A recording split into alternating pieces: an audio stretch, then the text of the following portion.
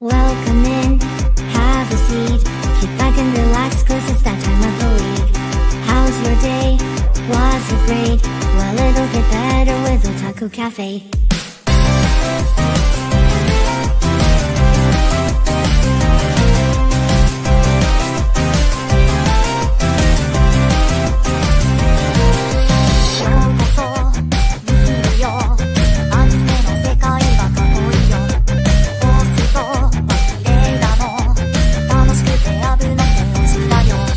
Take a sip of nostalgia, let the memories bloom. All these stories in my head are gonna make me go boom. Kick back and relax, turn the volume to the max, bob your head until you're dead. Yeah!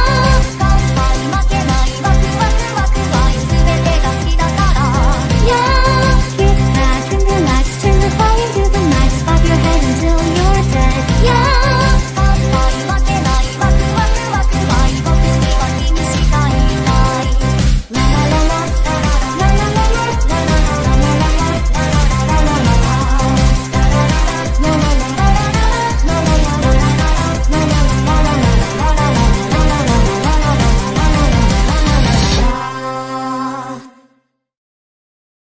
Gumbo, friends, and welcome back to the spooky edition, Halloween, whatever you want to call it, Otalku Cafe. We're about to get spooky here because, school, work, and taxes, those are all horrifying. Ooh. But anyway, we got a fun show. We got a movie to talk about. All this and more. Matt, your co-CEO and head chef, and to join me, my brother, the co-CEO, Ethan, what's going on? I'm back, motherfuckers. You are. Circumstances be damned this weekend and tonight. At least I made it to talk about the shows that at least we covered together. And I got a couple solos, but not as many as I would like because I think I'm leading the solo charge anyway. Right. Outside of Chris, obviously, who leads every charge, but yeah. Normally I would be leading it, but alas, I'm 4 behind on my solos. So, 3 behind, and then we have one that we're not going to cover today. So, right. Which one did you not watch? Chitose. That's right. Yeah, because it did come out today. We just didn't have time because work's been crazy, life's been crazy. Yeah, buddy. But we're here. We are here. Can't wait to talk about this. I'm going to try to plan something for Starman. Talk about a trip in Japan. That'd be like a separate thing. I want to join. No, I said we're gonna figure it out. We're gonna figure out when to do it. We never confirmed with the boys if they were gonna join us tonight for Chainsaw. I mean, if it's just for that, only if you want. But I know Chris is working, so whatever, because that's Chris. Slave. Yes, pretty much. Slave to his work. But we can probably get his quick thoughts when we talk to Sean about that. And what's Chris gonna say? It was fun. Yeah, exactly. No, we'll get to the Chainsaw Man movie. We'll plan a day for Sean to talk about his trip to Japan. We'll get to all that soon. We gotta find a day that's convenient when we're not really doing the show. Never. Yes, if I'm unavailable, then it's unavailable. You can do it without me. We'll see. But let's get to it. Not a whole lot of news, just a little bit, and then we'll get to our movie and all that. But Apothecary Diaries Season 3 is 2026 in a split cord this time. Yes. So fall 26 and spring 27 with a movie, an original movie in December 2026. I'm with it. Yeah, we can count Apothecary for 2026 and 2027. Hopefully we'll still be alive. No. Yeah, whoever kills us first. Yeah, right. At this point. But no, I'm cool with it. I didn't think it'd be a little longer. I was thinking this 2027 in general, but I'm with it. No, it's fine. I think honestly that's pretty fine. I honestly Apothecary is going to go down as one of the major series that had really good pacing, I would say, throughout I have not had pacing issue with either season 1 and 2. Season 2, without season 1, without season 2, no pacing issues, and then just pacing overall with how they released the show as compared to the manga, for example. Just in general, there's there's time for it to breathe, but then there's also time like it comes back fairly quick, so you don't forget about it. You know, Yeah, it's not a show that how can we miss you if you don't go away type vibe either. So exactly. I agree. it does its job. But no, like I said, I'm with it. I can't wait for it. Let us see. Original TV anime Ghost Concert Missing Songs is announced to be for 2026. In a world where songs have been banned, instead of humans playing instruments and creating music, a music app music titled MIUCS. How would you pronounce that? Mikas. Mux. Anyway, it's music shuffle around like a dyslexic person, is in charge of these things.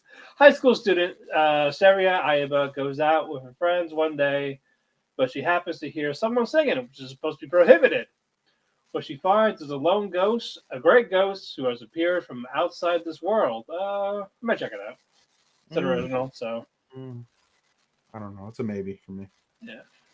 Let's see. Kyo Annie's World Exhibition for 2026 for their latest show. Sparks of Tomorrow. Yeah, the Sparks of Tomorrow came out for 2026 for Kyoto Animations, an alternate version of the early 20th century where steam power develops rapidly and progress has now stagnated. Kyoto is shrouded in soot, smoke, and steam. Kihachi, a skeptical boy, is haunted by the loss of his brother, with whom he once dreamed as Age of Electricity. Inako, a deeply spiritual girl, feels forced to hide both her dreams and her regrets for her late mother. When Inako crosses paths with Kihachi, their encounters create the spark that propels them to challenge a new era. With the 20th century electric catalog as their guide, mysterious and visionary record full of secrets that could reshape the world. To move beyond who they are now and reclaim the dreams they once held. This is a story of renewal. I'm going to watch it because it's Kyoto Animation, so I'm excited for it. Doesn't sound bad. Not bad. No. Sounds like when is that going to drop? 2026, but there's like no seasonal date yet. Better not be fucking winter. I'm going to say summer. Okay. I'm predicting summer. Light novel, The King's Proposal, is getting an anime adaptation.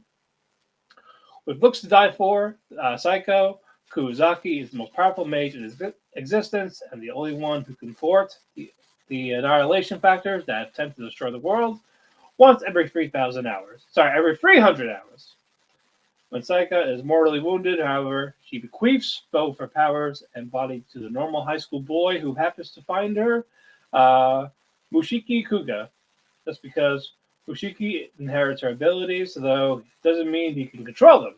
To stand a chance of saving the world, Mushiki will have to attend an academy for mages of Saika, while trying to keep his true identity under wraps.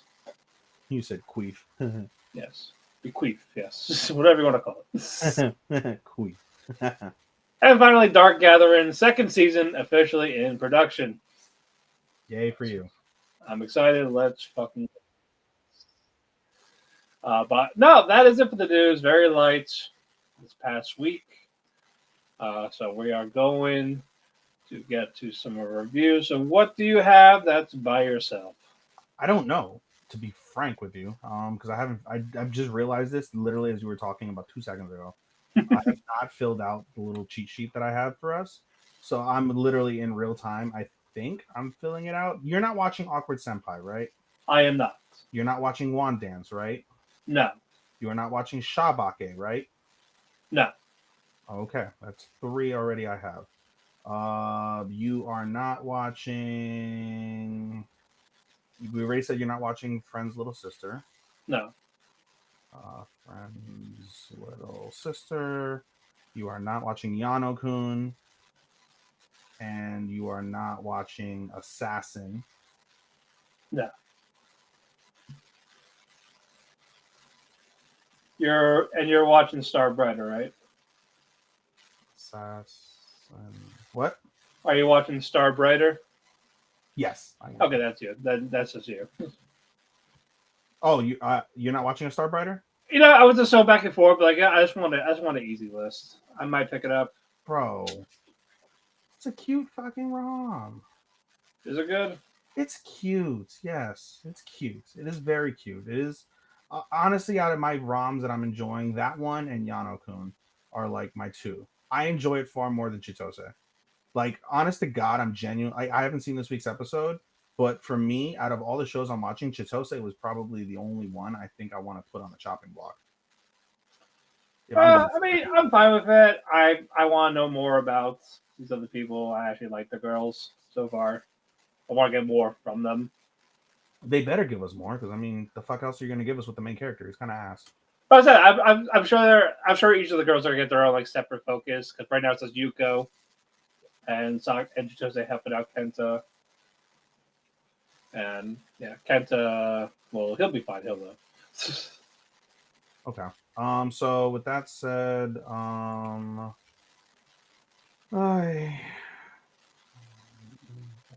I have on average 1, 2, 3, 4, 5, 6, 7, 8. I have 8 solos. One of them I'm so Gotcha Kuda guys. I'm sure Matt has probably talked about it on the air and or Chris, but they have not. It's not common. Um, the weather is not to release. I'm a it. So I started it in dub. I will finish it in dub. Yeah, you broke up for a second. I said that they're not simuldubbing Gotcha Yakuta, so I will Right. finish it in dub if I can. I'm just gonna let the dub episodes build up because currently they only have the first episode of Core 2 in dub, and they've come out already with 3 or 4 episodes, so we're gonna let that fucker ride. So I'm not really gonna talk about Gotcha Yakuta for a minute, if I'm being frank. And then as I mentioned before, I have not caught up on Friend's Little Sister. I have not caught up on Yano-kun, and I have not caught up on Status as an Assassin. All right. So what? So which ones have you caught up on? I have Wand Dance, Shabake, Yano-kun. I didn't watch this week's Yano-kun, but I think I can talk about last week's Yano-kun because Chris didn't talk about it. So I'll talk about last week's Yano-kun, Togen, and a Starbrighter. So I have 1, 2, 3, 4, 5. I have 5 to talk about today. All right, go ahead. All right, so we'll start off with Shabake. Just to give you a little bit of background on Shabake, Shabake basically focuses around a sickly. This is actually set. Let me back up for a second. This is set in olden Japan, and it focuses around a sickly boy. His name is Ichitaro. He actually can like command spirits and things of that nature. And so he's got like a legion of spirits that help him. And this is a mystery anime, as there is some sort of killer that is running amok in Edo, and they don't know who it is or what's motivating him. So they're currently trying to find the killer. I'll just catch up on this week's episode, but this week's episode basically focuses on his 2 main spirits that act as his bodyguards. We get their backstory, and we get like a little side story of like the first time they ever had to try and find Ichitaro when he went out on his own and got lost, kind of sort of deal. They ended up going after some fucking like killer during that particular flashback, and they managed to rescue Ichitaro and some random boy that led him out and almost got them killed. It's got like mythical creatures, like they have kappas and things like that too in the show, so All right. it's pretty cool. It's very lighthearted for the most part, minus the murders. It's pretty lighthearted, and all the characters are pretty funny, so I enjoy it for what it is. But basically, yeah, I think it was episode 4. Episode 4 it was. Is them with the backstory, and then toward the end of the episode, basically, they've narrowed down that the killer had killed a carpenter and had stolen his tools. And rather than sell the entire tool set so he doesn't get caught, he's been going around town selling the tools piecemeal. And so a couple of his spirits went over to a shop dealer trying to like figure out like what the guy looked like who sold him the tools. Meanwhile, the guy is actually walking behind them, and it's this like tall fucker. And it basically, he looks like the same guy that in the first episode had killed somebody else, and was almost got killed by him, but he got saved by his spirits. So it looks to be the same dude, or at least that's what they're alleging. So we'll see what this week's episode, which airs on a Friday, how that comes out. The next one I'll review is Togen Anki. Togen Anki has been pretty good, honestly, lately for the most part. This week's episode focuses on basically the gang kind of, they basically are accepted into like this like quasi quasi deployment role, so they end up being like somewhat frontline and recon and things of that nature. They head over to like the stronghold where they have what's his dick, whose name I'm forgetting. Give me a second. Penis Wrinkle McGee. What's his name? Kugasaki. Kugasaki has been kidnapped, so they head over to the stronghold, and basically they kind of see the differences in power. They see that, you know, although like they're gung ho and they're, you know, they really want to, you know, contribute and really go in there and really help, they just don't have the powers. Like their powers aren't honed enough to be able to be truly effective, and so basically, they see that power difference, and then once they get over that, they head into the stronghold. They face no resistance and are able to rescue Kugasaki. And the whole time they're being wary for traps. Like they're very like, you know, wondering about traps and things of that nature, but they don't find any. However, they don't realize that the main Momotaro, who basically had kidnapped Kugasaki, he imbued in him like his powers, and his powers allow him to see what the person who he like has that power over, what they see. So he covers one eye and he sees like all the gang there. He sees Shikinose, or Ichinose rather, who is basically why they're going after these guys in the first place. And he sees Mudano, who's the teacher there, and you know he's worried about Mudano, but they need to kill Ichinose or at least bring him in. So they're setting the stage basically on Friday to, I guess, go with that battle, as now the main guy can kind of see where they're at, where they're going, what they're talking about, things of that nature. So fairly solid from that perspective. The next one I want to talk about is going to be Wand Dance. Matt, I've bitched about this in our show. Oh no, sorry, in our chat. I've bitched about this in our chat. The animation when it's not CGI is pretty solid, and the story itself is a romance is really, really, really nice. The main character, whose name I'm forgetting, give me a second. Penis Wrinkle McGee's main character name is Cabo. Cabo is this tall like guy. He kind of like just kind of flows in with like life, but he has a speech impediment. Like he stutters a lot, and so he's been made fun of in the past. But he has a couple homies, and you know they don't make fun of him. He's cool with them, but he kind of follows them around. And basically, he ends up meeting this girl named Wanda, and Wanda loves dance. He sees her dancing and is like enthralled by her dancing. And one of her friends ends up being like, one of his friends rather ends up being a pervert and like recording, like upskirting her a little bit.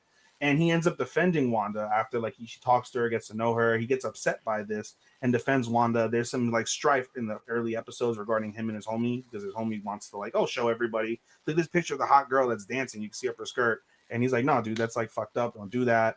But they eventually figure it out and they become homies again. So they're good there. And Wanda has no idea any of this occurred. So whenever Wanda comes around Cabo's homies, like the one homie who took the video is just always like awkward and shy because he's been told off basically by everybody in his group that was fucked up. He deleted the video and everything, but you know the damage is done. But nonetheless,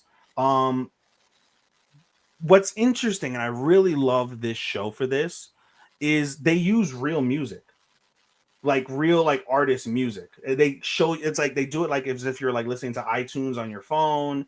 And like they play the music, they give you the song titles, they play clips of all the different songs. So they've licensed music for this, Right. which makes total sense since it's a Hulu production. Like Disney went out and licensed these Japanese songs to play in this show. And like I said, the dancing when it's 2D, like regular animation throughout the show is relatively solid. And it's just when they get to the CGI that kicks me in the dick. Every single fucking episode. It is horrendous CGI. It is worse CGI than the lizard in fucking Shield Hero. It's worse. It's worse. Yeah, just like, you know what? I'm kind of glad I dropped this from my original list after seeing it. I hate it because the story is really good. The couple are starting to get close. Cabo in particular is really starting to notice Wanda. Wanda is really kind to Cabo. I don't think Wanda has any like feelings, or maybe she does and they're hidden.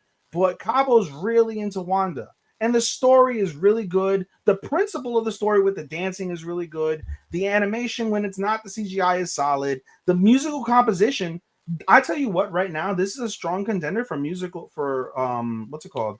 Music Sports. Well, that's one by default. That's because I don't have anything else. That's one by default. Unless you mean soundtrack. Soundtrack. Okay. Because it's the literal, like they're using legitimate songs, like from Japan. So it's got a strong case to make that for me. It's just the CGI. I cannot logically put this in my like above anything but an honorable simply because the CGI is such shit. I don't know where it's gonna land when it's all said and done, but as it currently stands, that's what frustrates me. This week's episode, basically from Wandance, though, they focus more on getting prepared for the dance tournament. You see them basically like going through the moves, and Cabo, they have them in pairs. So it's Wanda and Cabo. They go dance in front of the third year like head of the class, and Cabo like freezes, and everyone's like, "Oh, he froze. Like, oh, the Cabo's not gonna do shit." And then Cabo, it takes him a second, but he finally starts understanding everything that he's been taught thus far in terms of being able to listen to the music, listen to the beats, and be able to move with the rhythm. He finally gets it like halfway through this performance with Wanda when he observes Wanda. And he gets over his own stage fright because he has talked to Wanda about his stage fright. And Wanda's like, literally, like, if you can't get over your stage fright, you dance well when it's just me. So just pretend that no one exists but me and you're dancing with me. And he dances really fucking good. And everyone is blown away by how exceptional and how quick he picked it up, despite his reservations and like how he was bad at the beginning. And it's really nice. It's really fucking nice. Except that the whole dance sequence is in fucking CGI. It's all in CGI and it sucks. But the principle of the story, like, I'm sure if they actually pause the CGI, it'd be fine. But it's like that was the result they gave you, bro. Like that's the hard part. You know how like when you see VTubers and they do their performances, yeah. Like, and some VTuber performances like are like super polished and crisp, and some of them are really garbage. Think of the garbage VTuber performances. Yeah, depends on the people that do it. Because if you're in high, well, actually, don't be an agency; they're fucking scammers. But yeah, the right people, it can look good. Because I have seen VTuber shows like concerts, like karaoke and all that shit. Like, yeah, I've seen my nephew made me watch Hololive, so I watched the like 15-20 minutes of a Hololive concert, and like it's not my deal. If it is, I judge you a little bit, but I'm not gonna fucking crucify you. But I will say it's a niche audience. It's very niche, but it's huge. It's a huge niche. Yeah, because agencies suck. But yeah, but in any case, it's like that, and it's just so damn frustrating. The episode basically of Wandance ends with Cabo finally getting balls enough to ask Wanda for her line information so they can continue to talk and coordinate and things of that nature. Because earlier in the episode, Wanda had called and had to bail on their like one-on-one like practice because something happened with her dad. He was sick or something, so she had to take care of her dad. Right. And Cabo's like, "Is there anything I could do? Can I help you? Is he okay?" Like, "Yeah, everything's good. Just I didn't want to leave you hanging. Basically, that's why I called you." And I didn't know because they always text. So this is the first time that Wanda actually called, and Wanda knows about his speech impediment and was like, I didn't know if you like talking on the phone or if you can't talk on the phone, but if not, no big deal. You don't have to say anything, but I just wanted to tell you I can't make it because of this, and they talk. So regardless, that relationship is building, and it's really nice how organic it is. It's just the CGI that just fucking kicks it in the dick, bro. It's just that CGI. Okay, I got two more. We'll start with Yano-kun. Yano-kun is really cute, Matt. I think like if you had a space, Yano-kun and Star Brighter would be perfect in terms of the rom-com category. Yano-kun basically focuses our MC Yano. He's a really nice guy, but he's a klutz to the 1 billionth degree. Major klutz. Runs into poles, falls down fucking stairs, falls into bushes, gets cut easily. Like he's just super accident prone, and he's always injured. And his classmate, whose name I'm now forgetting, let me look it up. Classmate's name is Yoshida. Yoshida is like the class representative, and Yoshida ends up like caring so much for Yano because she's always the one like bandaging him up and asking if he's okay and whatever. And over the course of this, they become friends, and she endears herself with Yano. Before she knows it, she is like, fuck, I like this guy. And so now it's weird because she likes him. Yano is completely oblivious. He's oblivious to her feelings. And even Yano's dad, which in the previous episode, I think that's what I'm talking about.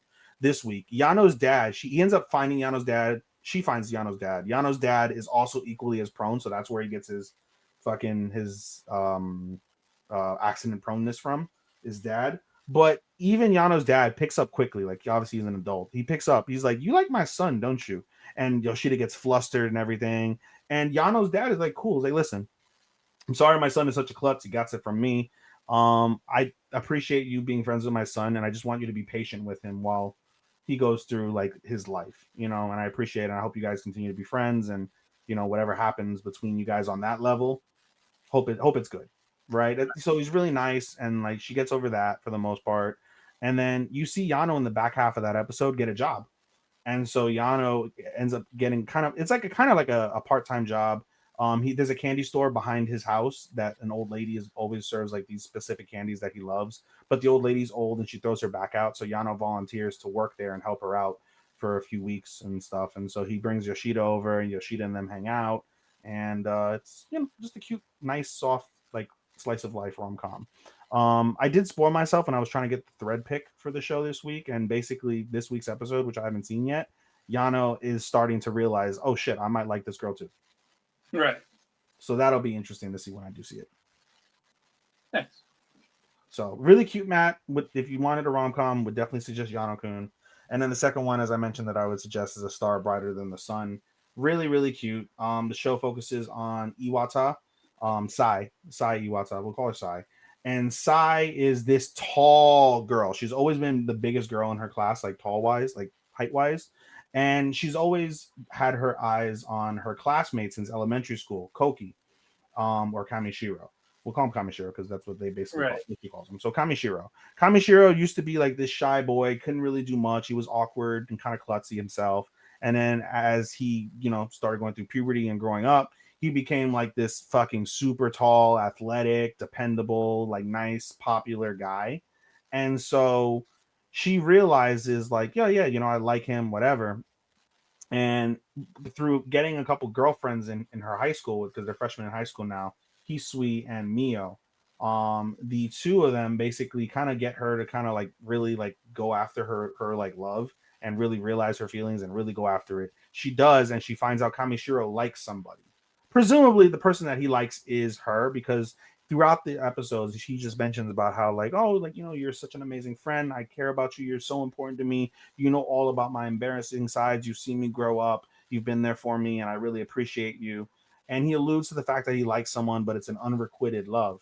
And so Sai is basically just like, oh, I guess it's not me, whatever, so I root them on. And this leads into this week's episode. She's trying to avoid Kamishiro because she's like, listen, if I hang out with him, I keep talking to him, I'm just going to keep falling in love with him. He doesn't like me. He likes some other girl. I'm going to avoid him. And so she actively throughout the episode avoids him until eventually she can't avoid him any longer because they get paired up in like some like rowing contest across a lake because they're on a field trip, an outdoor like field trip, overnight camping field trip, whatever the hell it is. And so they end up in the boat, they're rowing, and she's awkward. And Kamishiro finally like basically confronts her, like, is it me or have you just been avoiding me like lately? Like, what's going on? And she's like, and she basically tells him, like, you like a girl, and I don't want her to get the wrong idea because how close we are. So I've just been falling back. And Kamishiro gets mad and was like, no, don't do that. Again, reiterates, you're important. All my embarrassing sides. I appreciate our friendship. I want to keep being friends. I want to keep talking to you. I enjoy talking to you. Being around you makes my day better, type of thing. And they get embarrassed, and then they end up like, she gets embarrassed, but they agree to be friends, and then they fall over, and then everybody else falls over, and they're all laughing, and that's basically how the episode ends. So there's confirmation in terms of like keeping up their friendship from that aspect. And so now the key is going to be, how does Sai, I guess, bring out Kamishiro's real feelings? Because the illusion, like them alluding to it, it's all in your face. So it's a matter of how do they close that gap and come closer. The animation is really nice, Matt. That's why I said I think you would like this. It's done like this. It's done like all the other ones. What was the rom-com last season that did have the bright, pretty colors? I forgot the name of it. That we liked, or yeah, the one that we liked. I gotta look that. So it was high. Fragrant Flower. It has those type of like Oh, okay. fragrant flower, bright like little pops, like the same thing that Gotcha. Okay. that fuck damn Horimiya did those same things as well. Like it's got that type of vibe. Very bright, a star brighter than the sun. So the animation is really bright, really crisp, really nice. It kind of the animation style reminds me a little bit of Skip and Loafer. Not as nice, but of similar ilk, if that makes sense. I just want that to come back already. I know we both want Skip and I Loafer. fucking miss it. We both want Skip and Loafer to come back. I agree. Skip and Loafer would be a very, very welcome addition as long as it's not in winter 2026. That's the only caveat. Please don't bring it I back. think it will be 2026, but like not January. Maybe a fall. We'll hope for a fall or a summer. Fall would be cool. Yeah. So, yeah. And that's pretty much it. Do you want me, even though I didn't catch up on this week's, do you want me to talk briefly about the other ones I'm watching? I think Chris talked about whatever he had. He didn't talk about Friend's Little Sister, he said, and then Assassin, he didn't talk about. I mean, only if you want. Just give brief, just 2 seconds, basically. Yeah, Friend's Little Sister, for me, that's another one that's on my chopping block. But basically, the show focuses around this guy named Chitose. Not Chitose, fuck, wrong one. Friend's Little Sister has it in for me. Where is it? Here it is. Focuses around Oboshi. And Oboshi is like this really smart guy. He comes up with like this crazy video game, and he wants his uncle to fund it because he's a very rich conglomerate CEO. He wants his uncle to fund it. His uncle agrees to fund it under the condition that he plays the fake boyfriend of his daughter, basically fucking Oboshi's cousin, Mashiro. And Mashiro is really awkward, and she was getting bullied. We find out later on in the season, and so she's kind of like not good with people in general. And Oboshi basically and his crew try to like bring her in. They have like all of him and his friends live on the same floor of their apartment, and including Mashiro because that's where she got moved to. But basically, who is it? Kagieshi. Kagieshi is their teacher, and she is a mangaka like artist type of thing, drawer. Okay. And then you have Iroha. And Iroha is the main character. She's the little sister, and basically she's super flirty. She likes Oboshi. Oboshi kind of like throws her away, like, "No, bitch, I don't like you. You're fucking annoying. You do too much." She's like very sexually flirty, things of that nature, trying to get Oboshi to notice her. And she'll do whatever for Oboshi. So that includes helping him rather with trying to break down Mashiro and try and get her to join their little circle. And then you have his best friend, which is Iroha's older brother. Konita, I think is his name. Okay. Kohinata, something like that. And basically they're best friends, and that's that. So they're trying to get a game. There's feelings involved. We joke around as the cousin fucker anime because it's clear as day that they're gonna fall for the fucking each other, and that'll be weird, but that is what it is. Maybe I'll keep it, maybe I won't. We'll see. But that's also somewhat on the chopping block along with Chitose. I might, for what it's worth, I'll probably just keep them both, but I'm not too high on it. And then the last one that I am really high on is my status as an assassin obviously exceeds the heroes. This is pretty badass. This is done in like 90s style animation. It's an isekai. This entire class gets fucking yeeted to another world. And they're yeeted by this king. And you can automatically tell the king is mad shady. And basically, like, everybody in the class gets like superpowers or whatever, like, isekai magic powers. And when our main character, he's basically a recluse in the class. His name is Akira. And when Akira basically gets his powers, he realizes like, oh, I'm pretty fucking OP. So he basically uses his powers without even like practicing, and he disappears while they're doing like magic aptitude. And this other character that was there, his name is Mithray. Mithray basically is the knight commander and notices him ASAP, but he also notices like, oh, you're fucking good. Like, you're powerful. Let me train you one-on-one individually while my vice commander will train the rest of the people. And we find out early on that Mithray wants to do a coup d'etat over the king because the king is a piece of shit. He's known the king is a piece of shit. Akira knows the king is a piece of shit. Everybody else is being manipulated by the king and the princess. The princess is also a piece of shit. And so over the course of the episodes, basically, Mithray ends up getting fucking politically assassinated by the king and his like fucking assassins. And so now Akira is on his own to kind of deal with the king in essence, because the heroes were summoned, or the class was summoned to defeat the demon lord. Akira's like, well, the king is a piece of shit, so maybe the demon lord isn't so bad. So I want to meet the demon lord and talk to him before I decide whether I'm gonna kill him or not. And so he ends up trying to basically go to meet the demon lord. He hides out in a dungeon, and in the dungeon he meets this random elf girl. You've seen the elf girl. Matt has shown, or Chris has shown you the elf girl. Yeah. He meets her. Her name is Amelia. My mom's name. Nice. Her name's Amelia, and she ends up being his like companion basically. And along the way, they pick up a giant fucking black cat, and he names it Yoru. And Yoru used to be a pawn of the demon lord and was sent to give him a message. And basically, he creates a pact where they now share souls. And it's rare for these pacts to work, especially with a minion of the demon lord. And so Akira manages to get Yoru. So now Yoru is familiar. They share souls. If one of them dies, the other one will die too. But he's got a giant mythical fucking black cat. He's got Amelia. And the last episode of Assassin last week ended with they end up teleporting out of the dungeon. And they don't know where they're being teleported to, but it's wherever one of the people in the group wants to go. Amelia did not want to go home because she's basically banished royalty. She got banished by her like younger sister and their family for unknown reasons. Right. And they end up returning back to the elf kingdom, and they're surrounded by all the fucking elves, and they're basically under attack. And that's how last week's episode ended. So, well, this week's episode actually shows the battle. So I'm looking forward to seeing that. Gotcha. But this is really good, dude. 90s animation, isekai, OP character, hot elf girl. That's a W, bro. That's another one. That does sound like a W. It's a fucking W, bro. I would have told you to give this a shot. Honestly, I would tell you to give this a shot so far over the other two if you're not feeling Rami this season. Right. I got plenty of ROMs. I got Dust Beyond. I got Ram. Like I'm not even counting the chest. I still got like 2 to 3. I don't count fucking ROM as a fucking ROM. It's got ROM elements. It's not a ROM. It is. We'll get to an action comedy with elements of romance. Yeah, And zero. Sure. All right. I'm gonna start with Mangaka's Weirdly Wonderful Workplace. Futami is getting her first volume published finally.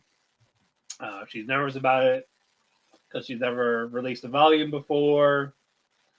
Wondered hopefully it'll sell because it's a shogi manga she's working on.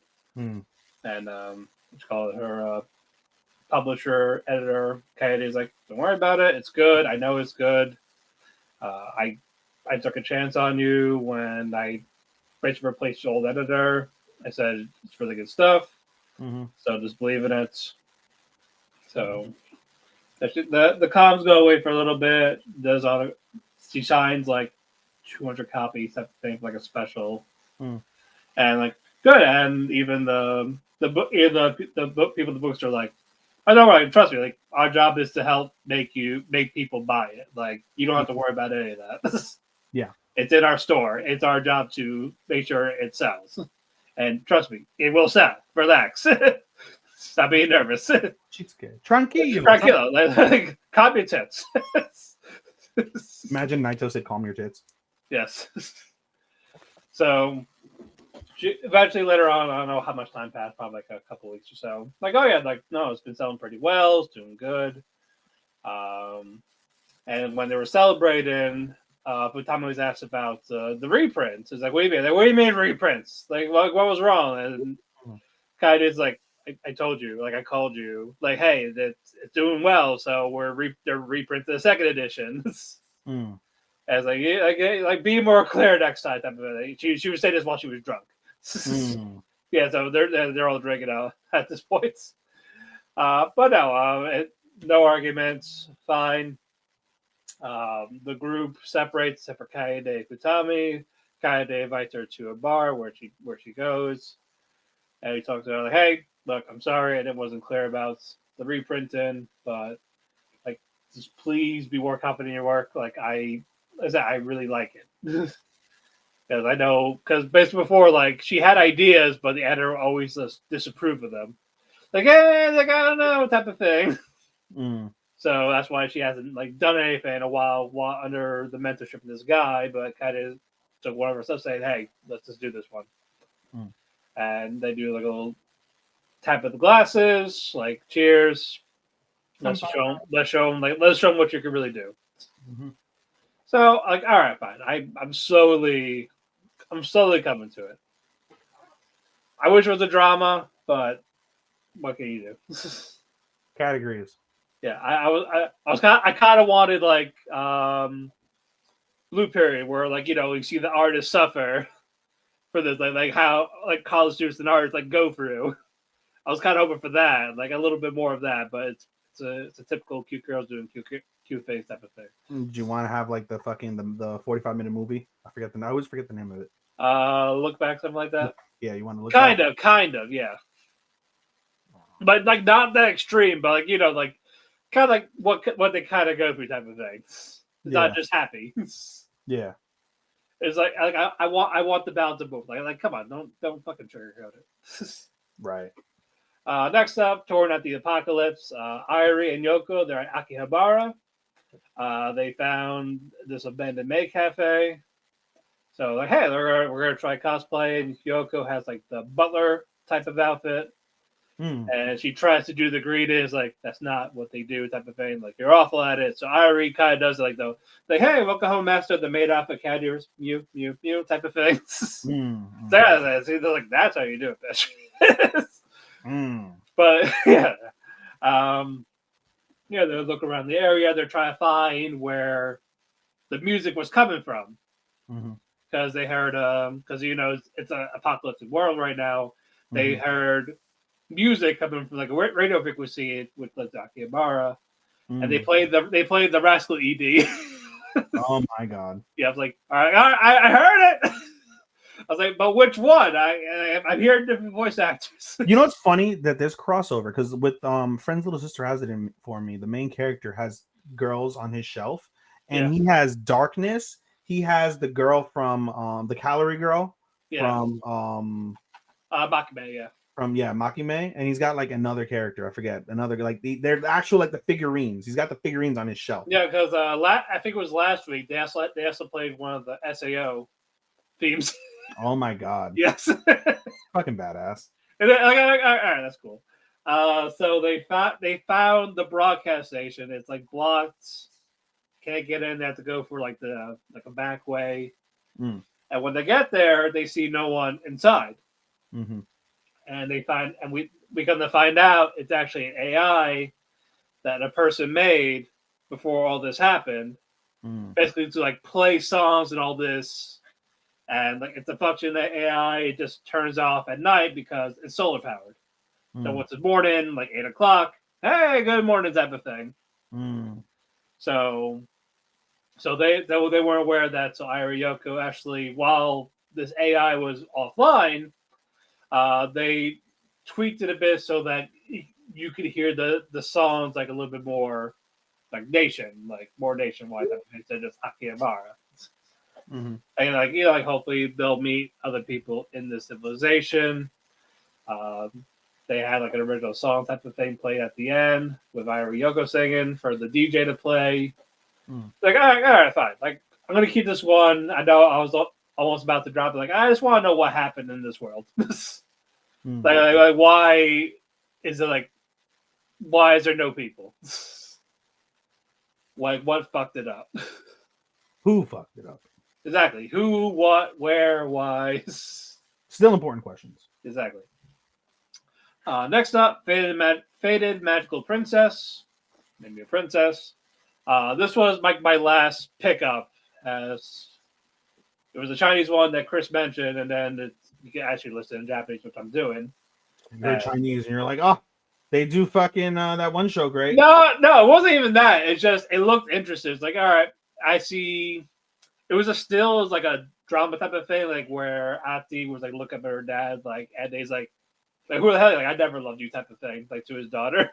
So I was like, you know what? all right, it's a drama. Okay, I thought it was gonna be like one of those random isekais, but like it's not, so that's good.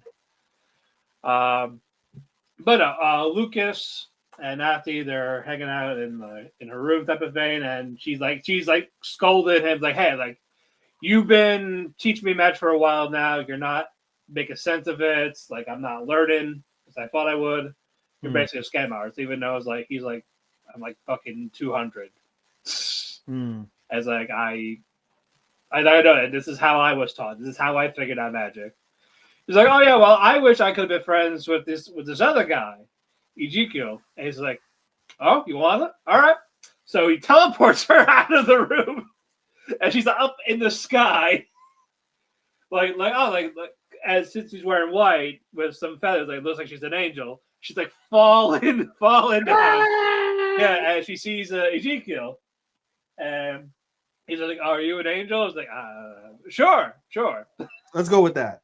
Yeah, even though he knows who she is, but they're talking for a bit, and Ezekiel's father comes while Ati hides, and he's just like, hey, I know you're trying to be friends with her. I'm trying, but she does not. She wants nothing to do with our family.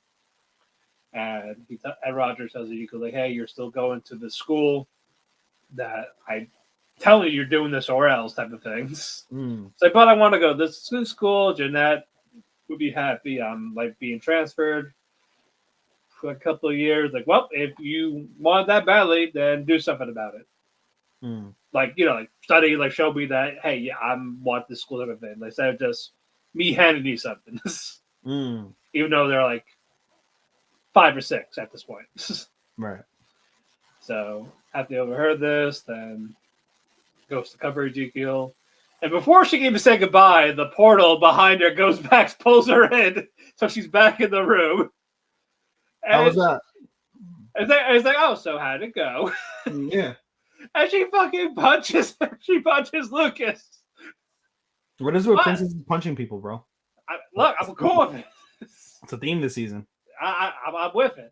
You're a princess? You got hands, bitch. No, Scarlet, beautiful. I let her fuck you, but. Oh my god. Yep. So she's like, all right, fine, screw you. I'm not trusting you with the magic. So she storms off, upset, and she gets sucked down into the pond by these tentacle things that take advantage of people's dreams. Doesn't bring them out just to drown them. So, but she eventually triggers some magic to stop it. She gets out of the water. Sees Lucas there. Like, all right, I guess what you're saying made sense. It helps. Can you please teach me how to keep doing magic? So they go back. They're like, we snuck out. I was like, why you went? Oh, from the grass. And then her father, like right behind him, is like, is that so? Like, you went out and you're lying. So the dad just picked up both him and Lucas. All right, I'm gonna go take care of you both, type of thing. Like, you weren't here when me and Chris were talking about it in her old life. Like, it's not isekai, but she was reincarnated back into a child. Like, she had like some memories. In the book, it shows that when she's older, she has no magic. She learns dark magic because she's jealous of Jeanette, who basically the father has given her the attention. And because of this, she gets banished to a dark tower where she just stays there to basically die. And so Ati is nice to know anime, but okay. Yeah, but so she in this, like with these type of memories type of thing, reading this book, he's trying to prevent all that. Like, she tries try run away, ordeal type of thing. Never interact with the father, but eventually he does interact with the father. And he actually does not hate her. This is more of after the mother died, he used a spell to basically get rid of his emotions. That's dumb. But there's he doesn't want to love type of thing. Like, he doesn't want to go for all that. So, but he tries every time he tries to feel something. Like, his heart like stings him. Like nope, this hurts. Like, nope. Like, reel it back. Fuck it. I'm not doing this. He's always wearing a fucking toga. Like, he's like the king. He's like this emperor. And it's always like wearing like a toga. I've been like, do you have Imperial clothes. I've seen you with them, but he only wears it. Do you not like to wear pants? Pretty much. But no, he does when he's at meetings or in public, but when he's just around his kingdom, he's just fucking joking. Like, you're good looking man, but still, it's like, is that all you wear? Like, Okay, are you like that? Teacher. Like, are you just this forever teen on a period, just doesn't want to change, or Easy access. I mean, sure. But no, good stuff with there. Lucas is growing on me. But we'll see what happens with this. So we don't have Twisted Wonderland yet. That comes out tomorrow. Dust Beyond the End of the World. Back where we left off, the speed dating type of festival. So I'm trying to find out this guy's name. With this mafia family. There's a mafia here too, which is pretty cool. In this post-apocalyptic world, there's a mafia. Ooh.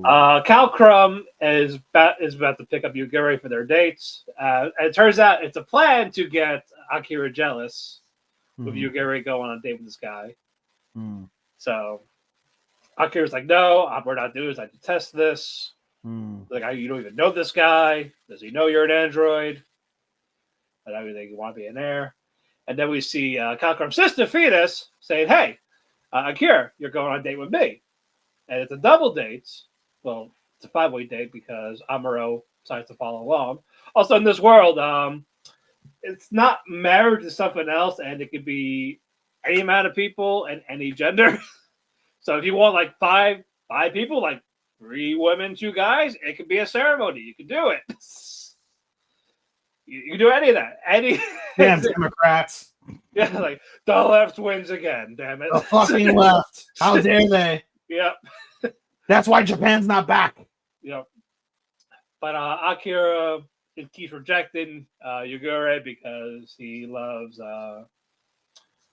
Tozawa, who's like basically no longer alive because it's 200 years in the future. Even though all these androids like look like her, whether it's like facial or mannerisms, but still trying to find her. But in this, Cal Crumb and Fetus, the siblings, they like each other. It just don't matter here either. So in this post-apocalyptic thing.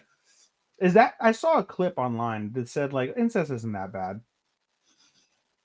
Was it? Did it involve a blonde and a purple hair woman? No, I think it looked like a dark hair woman. Maybe the purple hair woman. I don't know.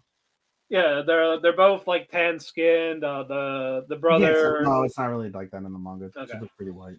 Yeah, it's a different one that feels the same. Yeah, way. basically, their father wants an heir, and basically for like a mafia boss, you can only pick one of them. Like go marry someone. That's why they did the Speed Dating Festival. But Fetus has a crush on her brother. So, but apparently Cal Crumb also feels the same way.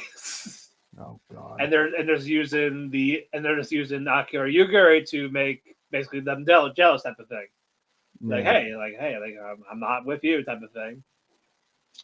Eventually, they do talk, and then one of the Cal Crumb's bodyguards like, hey, there's a Cal Crumb, your son. Yeah, he's with an android, so we should probably take it. Oh, you can fuck androids too. You can, but the dad don't want that. Like basically, we're only using for weapons, so take her as a weapon. And but eventually, during like at the dinner date type of thing, they're like, "Hey, look, all right, let's get about like this. You like each other? You two talk. Well, Yugure just down in alcohol, getting drunk. Like, all right, cool, get drunk. So I feel like I'd have to be drunk to want to fuck an android too. Yeah, but no, she's actually pretty good looking. But the mafia comes in, is like, all right, fine. Like I do it. My fucking sibling, my children fuckers here. All right, here's what we're gonna do. Whoever, you daughter, here's a gun. Kill your brother. You want it? That's how you get it. Want to be the mafia? So she doesn't want to, but Kago's like, just shoot me. It's fine. I like you. She should die anyway. It's like, but she doesn't do it. She points the gun at her dad. Jokes on you. Is that basically like we've been working in secret with with your underlings? Like it's not gonna happen. You're gonna be overthrown. And then fucking Yagure struggles like, don't you all just ever shut the fuck up? And she was about to go kill people, and then you see a sniper. Snipe comes in, but Akira jumped out of the way to take the bullet for Yagure, which is funny because in episode 0, he did the same thing to Sawa in the prelude. Took a bullet. He loves getting shot, don't he? Apparently. So that was when the episode ended. And that cliffhanger, I'm like, okay. Get shot again. There's like a deja vu. Man's trying to be Charlie. Well, I'm ready for her to go slice and dice people. I actually see her actually slicing and dicing people. It's fucking awesome. I'm just here for to see her just kick some ass. And that's what it is. It's all women that sees a kicking ass. Whether it is post-apocalyptic, old fantasy type. Women domination. I'm fucking with it. I'm fucking with her for the fall. All right. I think the last one is This Monster Wants to Eat Me. Shiori picked up where we left off. She killed a yokai, and Miko, which is Hinako's friend, sees this and is like, okay. My first thought was like, you remember Miracle-chan, where she sees the ghost? I thought it was like that, like she sees yokai. I thought it was that.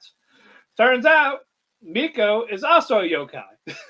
I'm like, well, what? But she's not here to eat Hinako. She's here to protect Hinako. Because Shiori wants to eat her. Because apparently her blood is delicious, but she can't eat her because Hinako's sad because her mother, father, and brother all died when she was a kid. Well, fuck. So she wants to die. She wants Shiori to eat her, but she was like, no. I'm going to make you happy first. And then once you're happy, I'm going to eat you. Okay, so basically, once you get happy, it's just taken away. Like, well, fuck you. So Miko, it looks like Miko and Shiori were going to fight. But he's like, oh, what's going on here type of thing. Then, Miko's back to her loving self, bubbly. But Shiori, she goes to the school, like for old records, like hold on, I wonder.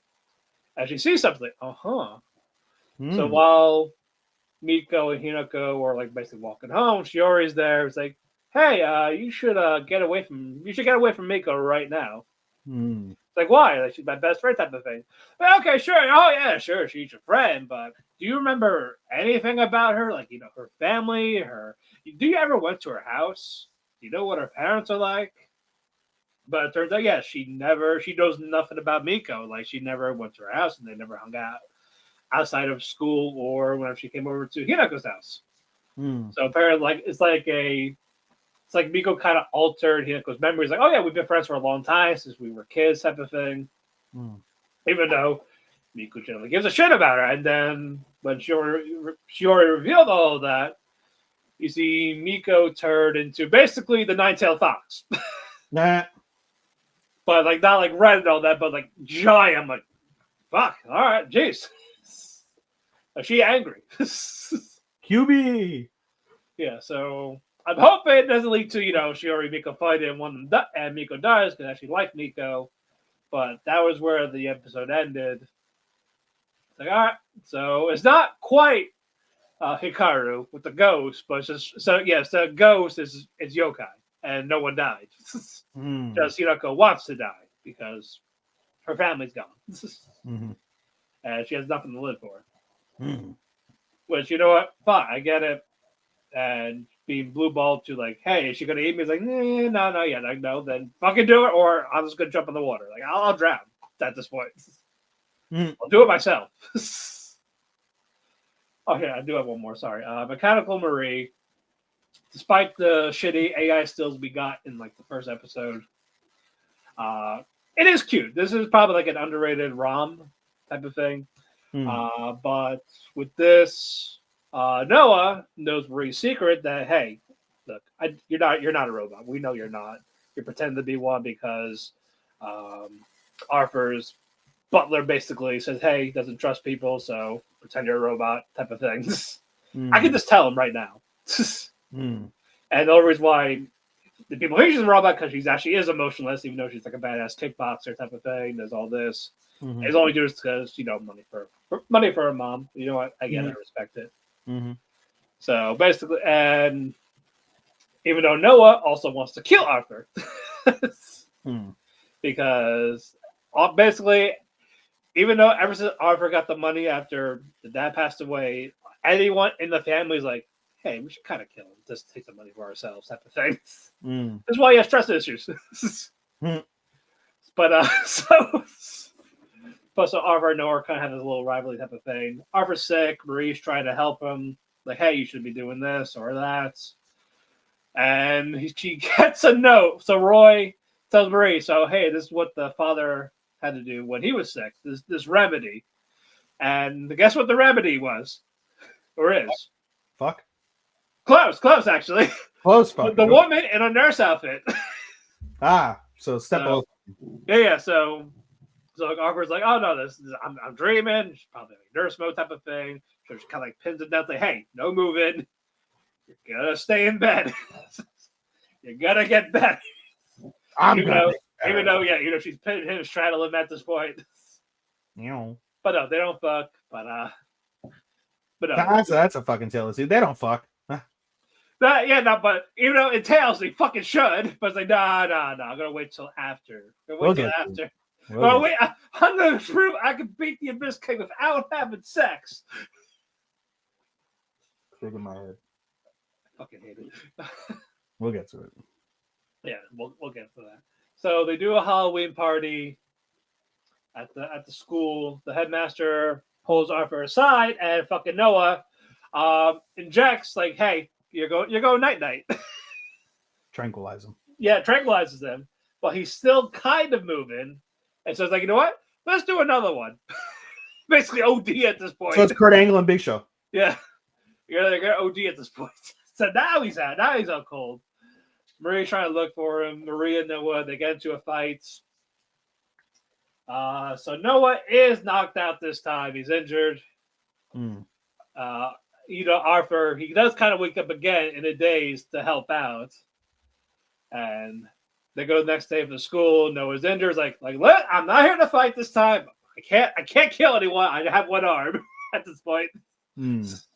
So call a truce, essentially. He's gonna fucking do it again. But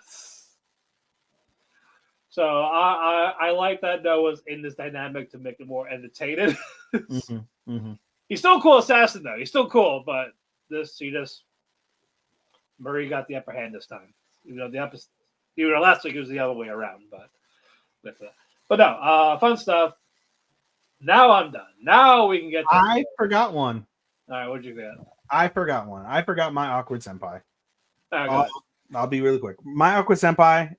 So basically, my awkward senpai is the adult rom that I'm watching this season. Senpai, Kanawa, she is very like stern, very like cold as ice. So she's like, the ice boss. And they stick the newest Kohai with her, Kamegawa. And so Kamegawa is this really bright, exuberant, like little, like fucking fresh meat, baby face. What's it called? Kohai. And everyone is like, oh, she's ice, she's gonna run him away, whatever. But we find out Kanawa is really she's really not icy. She's really sweet. She just doesn't, get along with people very well. She doesn't know how to communicate very well. And so she's doing everything under the sun to trying to be the best senpai that she can possibly be. And Kamegawa's, up for it. And he's, really nice and sweet and adapting as well. And over the course of basically the entire time, they start to realize, that they start having feelings for each other. Kanawa realizes it first. And then in this last episode that happened, when they're on a business trip in Okinawa, Kamegawa feels the same way as well. They end up accidentally getting booked in a single room during the trip. So they had to share the room. And Kamegawa around this time is really starting to think about, fucking hell. We're going to say Yu and Azusa. Easier. Yeah. Yu is the boy, Azusa is the female. So Yu basically starts to kind of realize I'm starting to think of my senpai in like a different way. while Azusa this whole time has like been like, oh man, I don't want to fall for this guy. Like, what the fuck is I'm going through all these hoops and shit. And so you starts to get those feelings. You starts getting upset when Azusa's like, this happened to me before with another senpai, but he was really cool. Nothing, it was all fun. And he starts getting jealous. And he's like, I really want another room. I can't stay in this room with you. And so then Azusa's like, you want to play video games? Because over the course of like the season, they do like phone video games together to kind of unwind. So you want to play fucking phone video games? And they basically play the phone video games. They have a good time. They end up falling asleep. And with their little snacks and stuff, they make like a little sleepover type vibe. And so that's pretty good, and that happens. And basically that's all I can remember about my awkward senpai at this stage. Right. That happened last week. But basically they're starting to get close to each other. So yay. All right, so minus the movie, we got 9 together. I counted 10. Hold on, we got PNG Man, we got Spy Family, Hero, Eternity, May I Ask, Rama, Sanda. We have 9 today because we didn't see Chitose. Okay. Yeah, but I was kind of for today, but Okay. We got time because of the movie, but which we're gonna start with right now. Chainsaw Man, we're not spoiling it because it's still out of theaters. It's the Reze Arc because it's not enough. It's like the Infinity Train, not enough for season 2. I had fun with this. I did not have fun. I enjoyed it, especially because I got $3.99 because my friend gave me a belated. So, what was your issue, despite giving it a higher grade than me? Denji is fucking retarded. He is stupid beyond all comprehensible belief. He is dumb, stupid. He's him. That's him. Denji is so. I'm just letting you know. I'm saying this in the group chat as you talk. That's fine. Because I'm giving the recap while you talk. Denji is so fucking stupid. Even at the end, when he could have killed the bitch. He's so dumb. Everyone has to clean up all of his shit all the fucking time. Well, yeah. He's the dumbest character in all of anime. He's dumber than Takemichi. He doesn't know shit. He is like him not going to school really fucking shows. Because he was homeless. He lost a testicle. He got lost an eye. He lost all that shit. You would think you pick up street smarts. No, because he was using for money. But he was on the streets. Yeah, not doing much, but just fighting. That's it. That's all he did. Just punch people. Yeah, kill the bitch. Punch people and sell organs. Fuck, kill her. That, and then on an honest note, besides Denji being retarded, I don't care. I'm saying that word because he is. He's him. But actually, the animation I thought was really, really good, but I thought the animation was too much. Like watching it, like it just we watched it in like Cinemark, what is it, FX or whatever it is. So like the better sounds and stuff. But I thought the animation was like during the like critical battle was a lot to like kind of like take in. Like it was like a little overwhelming, like too much going on. That was my other critique of it. Well, that's kind of how it was in the show too, a little bit. Yeah, but seeing it on like in a movie theater like really exacerbates that. Like when you're at home, it's one thing, but like when you're watching it on a giant screen and you're trying to follow everything, and there's so much going on, all the destruction, all the fucking battle scenes, like it was glorious to look at, but just visually, it was like a visual overload, and like I didn't really love that. I love the animation and I love the effort they put into it, but just honestly, like it just felt like a little bit too much of an overload for me. Oh, I loved it. I loved how it looked. I loved how it flowed. Like the music of it. Music was really good. Really good. Animation, like I said, the animation was still great. Even at, like during the battle scenes, it felt too much. Overall, animation was great. Denji had a badass line. He's like, "Everyone wants Denji's heart, or everyone wants Chainsaw's heart. Why doesn't anybody want Denji's heart?" Yeah, he's right. He's 100% right. He's 100% right. And in my head, I was like, "Cause you're retarded." I was like, yeah, because like they only like you because of chainsaws. Because of Chainsaw. You don't have anything else redeeming. Well, no, There's because nothing redeeming about Denji. Nothing. There's like, not you know a what? damn thing redeeming. I did like Reze, and there was a point like, you know what, maybe there could have been something, and she had a realization too. It was too late. Fucking Also, I Makima. wish I kind of wish Makima showed some of her power a little bit. I mean, bro, she fucking One Piece the bitch. No, that was the other one. The angel did it. No, bro, she touched the ground and an arm flew off. That was like he did it with the no, the angel. Yeah, I know. Did it with Angel the did it knife. with the spear. Yeah, That was the nail in the coffin, so to say. But Makima literally just touched the ground. Shit! No more arm. Gone. but because I was waiting for it the whole time because look, I'll commit sins for her. I get it, but For Reze or for Makima? no, for Makima. Oh, I would too. I commit war crimes for her. Imagine if you're dressed up like that for the date. Another thing I hated was why didn't Denji fuck her? She was so ready. She was so ready for the Denji dick. No, well, if you kill the gun demon, she'll do it. That's Makima's is gonna fuck. That's gonna fuck Denji. I said, well, again, get the gun demon, then we'll talk. And they didn't draw nipples. That was another thing I didn't like. Which one? They didn't draw nipples. Yeah. It's a rated R movie. You rated it R because of the blood and gore and the fighting. You couldn't draw nipples on the girl. Well, yeah, it's like people who thought Megan's body was about Megan being a lesbian having sex, but no, it was a bloody thing. Like that guy it's not. It's a shitty movie. It's a shitty horror movie. Give me nipples. What's with the nipples? You got the lingerie. I'm fine with that. Free the titty. Free the titty. Free the titties. But I have fun with it. I gave it a 4. I had a great time. I gave it a 4.25 because as much as I had those criticisms, it was still fucking epic and just insanity. I just hope we don't have to wait too long for season 2. Well, they said it's 2026, right? We didn't have a date. I see. So, yeah. Yeah, it's not even confirmed yet because they just did this. So, but what we will see. Also, shout out to fucking Beam, the shark. Even though he's also voiced by Tanjiro in this movie too. So I'm like, good. I was surprised by that. Yeah, I fucking hear him, and then after it's over, Chainsaw-sama! I was like, I fucking love. I was like, he's a fucking MVP. They alluded to him being like he knows more than he's alluding to. I'm curious, like his story. Yeah. Also, like Chainsaw Man right to battle with him with the chain was just so fucking badass.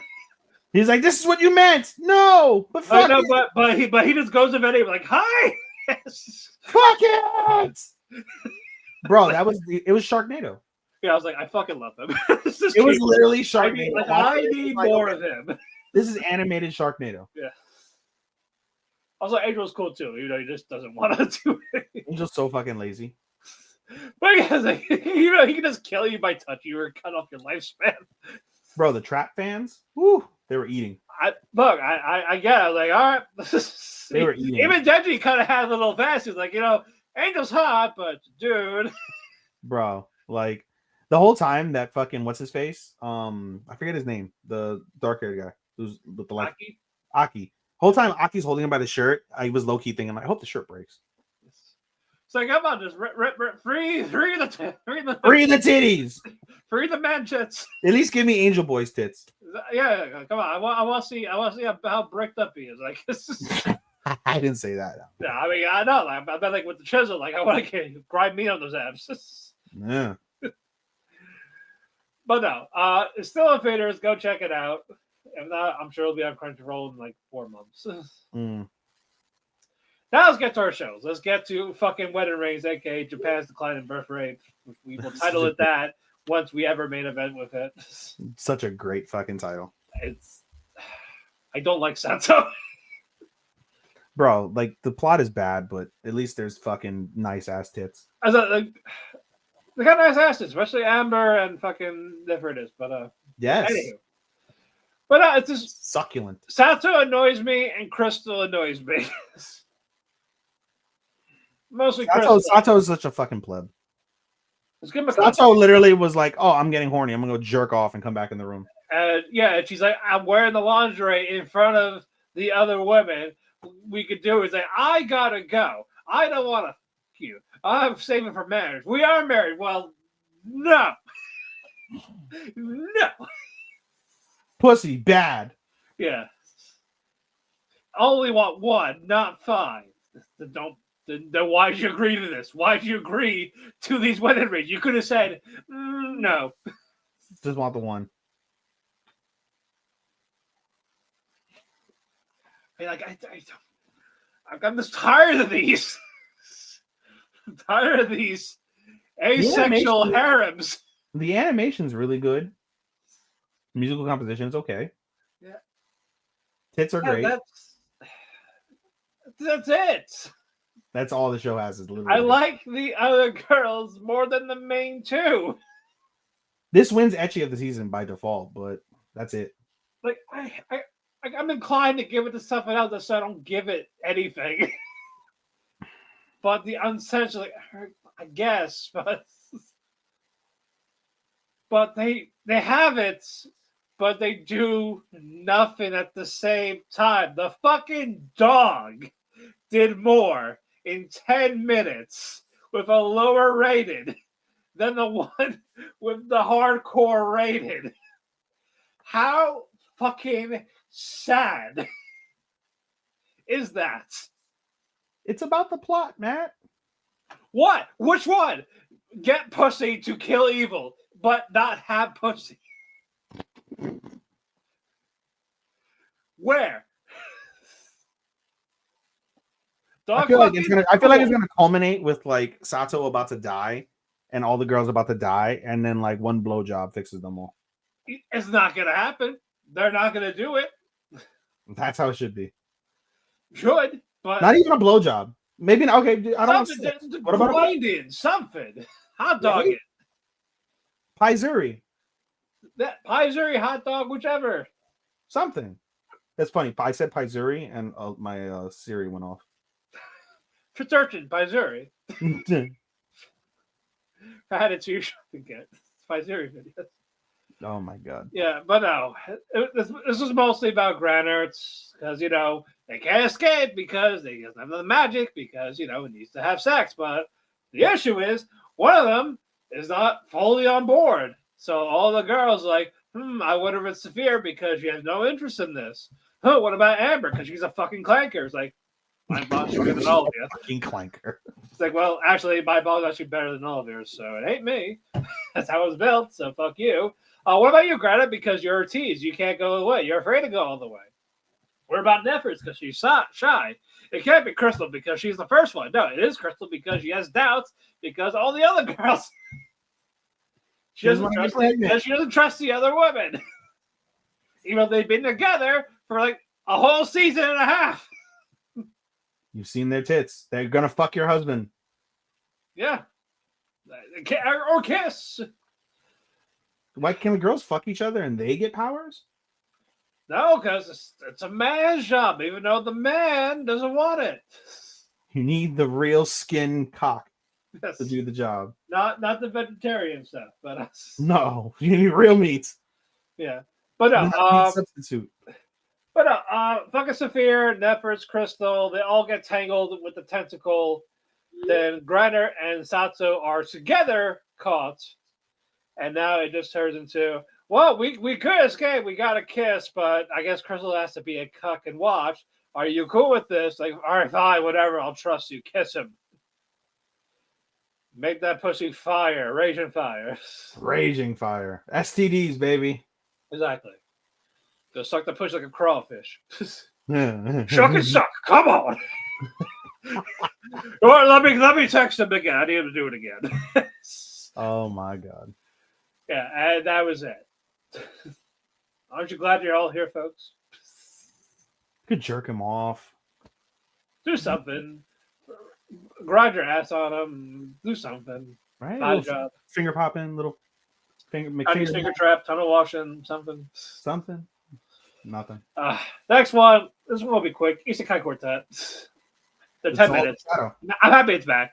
It's It fun. is. It's still funny. It's still fucking funny, bro. Yep, but no, Subaru, Ainz, Everybody needs to basically plant flowers. no, but say before that, like Demigore, Lolly Hitler, Subaru and Ainz, they're talking about, we saw extra magic. Who could have been? And maybe someone's just trying to fuck with us. And Cosmo's like, he's just trying to be cool. You're not helping. You're not taking it seriously. He's just trying to be cool. Yeah, and then now it's about the flower. They'll split up. And then, of course, we see Sid. Finally, he's interacting with Ainz because he's like talking about the darkness and all that. And he says a cool line. He leaves. Or like, what does that mean? What the fuck does that mean? Is it shadow with darkness or darkness or shadow? Like, haha. Like, glasses. And yeah, then he goes to school. They talk about it again. And the Cosmo's just like, again, just trying to sound cool. He's just cool, like, bro. It's like, dude, you're not helping. And the Super's like, no. He's got a point. The Ainz is like, you know what? Yeah, actually. Yeah, it's cool. It's pretty cool. Yeah. I wish they would have gotten the VA. I'm sad they didn't get the VA. I know. That's the only disappointing part. It's weird.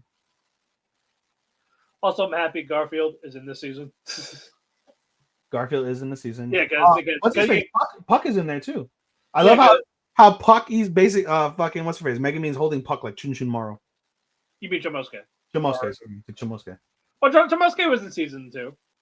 Where's Chamosuke? He just fucked off? Yeah, this fucked her off. Yeah, no, the only reason why Garfield wasn't in season 2 because season 2 was happening before that got produced. Yeah. Or I'm sorry, no, it was already done before season 2 was done. Yeah. So that now we get him and he fits right in. He fits fucking right. He uses his fire magic, which I didn't even know he fucking had. I didn't remember he had fucking fire magic. Aqua, as always, is annoying as fuck. Aqua's worst character. Cosmo needs to punch her again, like he did in season 1. I miss Darkness. Yeah, no, she'll get her moment. There's only 11 episodes. I still gotta watch the Quartet movie. I keep forgetting to. You never watched the Quartet movie? I keep forgetting to. It's like I need a day off to watch it.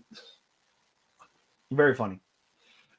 No, I'm sure it is. I was like, I have to watch everything else before I can watch this. It's a very funny movie. I hate it because like whenever I finish watching Isekai Quartet, it says next up movie, but I watched it on another person's account beforehand. Yeah.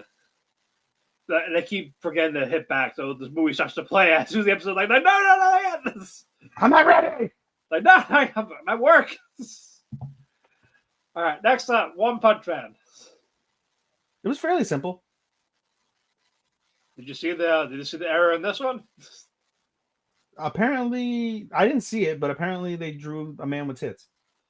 Yeah, basically, one minute he has tits, and then the next it's just male body.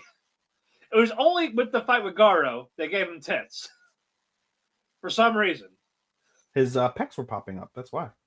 But it looked like a fucking etchy tit. I was like, what the fuck are you doing? They were meant for Tatsumaki. I guess no, it's for Ranma, but Nah. we'll get to that beach episode in a bit. But, Oh god. But no, the two monsters that were following Garu, they beat him up. Garu's dead allegedly. He's not. No. Then they take the kid, and like also before that, Dr. Genis was talking to Zombie Man. They were explaining, Saitama's power. He was like, "Oh, like no technology, no bullshit. gift.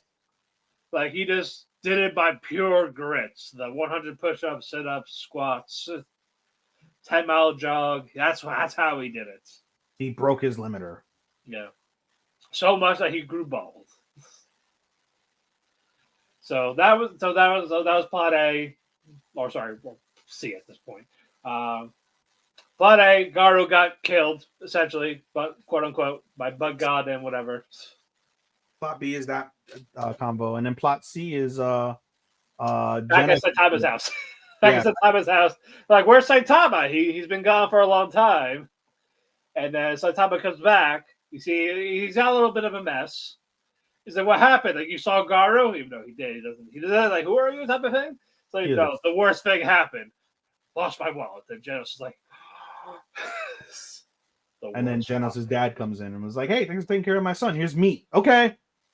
Yeah, also, before that, I lost the Napa cabbage. Not the Napa cabbage. And then fucking Fubuki comes in like, hey, you, thanks for leaving the fucking bill. And here's your fucking cabbage. Get out of here. I'm going to do the hot pot with it, but, you know, forget his wallet, by the way. And then we see Genos' creator, professor, whatever the fuck he is now, father figure. And I figure look after him, here's some meat, and then just like, telling him, like, hey, look, 20 syllables or less for him. But, like, I have meat. Talk as much as you want. Yes. Come over anytime. The rest of you get out. I appreciate you creating your son for me to watch over him. Yes.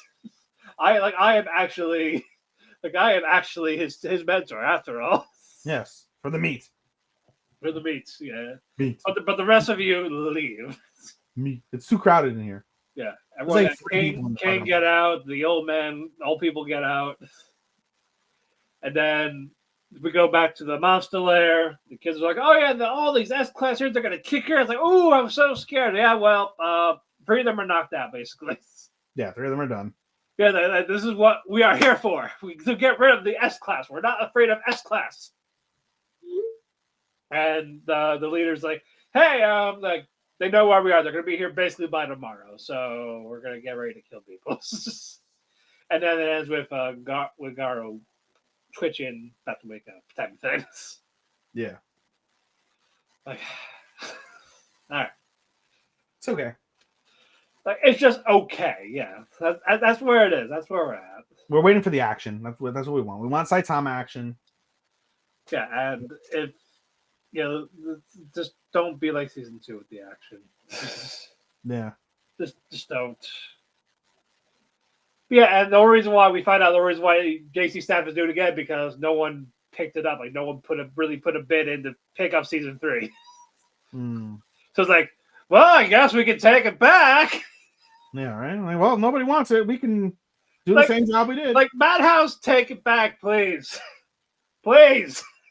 Nah. Like no. Like we did such a good job. We don't want it back. We can't do better. Like you can. You can. You have Friend. You have Friend. You have Orb. We want to help JC Staff out. Break my heart.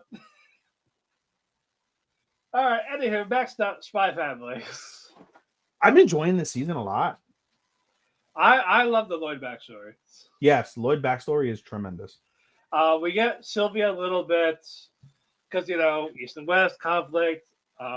This opera singer apparently was taking bribes from the West while being in the East. Scandal going on. And if the West found out about it, they're going to kill him. Like, that can't happen. The rookie's like, oh, fuck this guy. Like, and then Sylvia's like, no. We need him. Need him alive. Yeah. And if something does split, we're going to have a catastrophe. We don't want a catastrophe. We need stuff in the middle. It's been good for a while. Let's not fuck it up. Right. Don't believe what you read in a fucking magazine. Don't believe in fake news. Exactly. Like now. Man, it's everywhere. That plot's lost. Yeah. That's why no one watches that anymore, because it's just a fucking circus. So they go to where he is. Sylvia makes a call. Like, hey, make sure they don't get out. The cops are there. One of them is a hitman. They take care of the hitman. The West doesn't know about it. They're good. So the guy's like, all right, well, maybe he's not that bad. Maybe I'll go to one of his concerts now. Like, oh yeah, well, he's going back there. He's not coming back to the East for a while.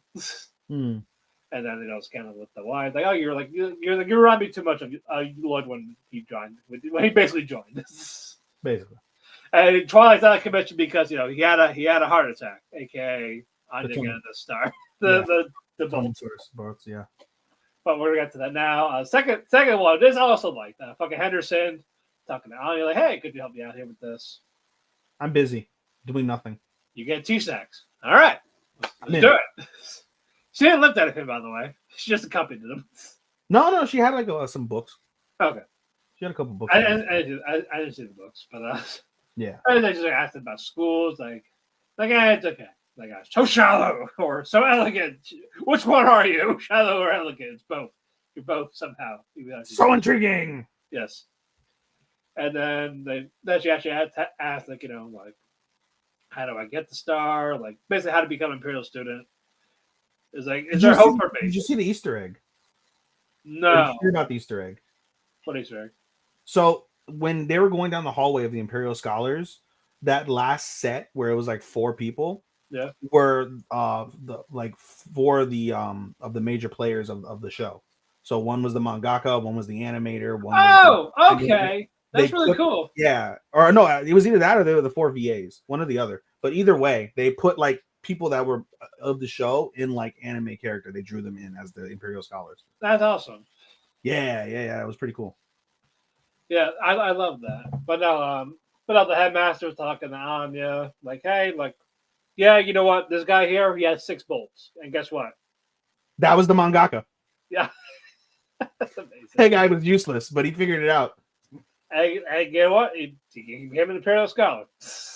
He wrote this fucking story. He turned out good. He did all right. Yeah. So Anya kind of got inspired, but I was like, yeah, I don't want to learn anymore. I'm going home now. I got my T-Sacks. He's like, you want to go over your test? Nah, I'm good. Yeah. Then Anya goes home. She's like, hey, Chi-Chi, can you help me study? And he's like, yeah, sure. He's like, wait, did you get another bolt? He starts to have another panic attack. He starts having a fucking panic attack and starts collapsing. I'm going to make dinner. No, that's even worse. Like, they're going to kill this man. Basically. No, I like this episode. I've been enjoying season 2 a lot. Yeah, and I wonder whose backstory we'll get next. Next up, Rama, beach episode. It was okay. What? It was okay. I'm saying shampoo and a bathing suit. Cool. It felt repetitive. Like, I'm glad that I think we're over this arc.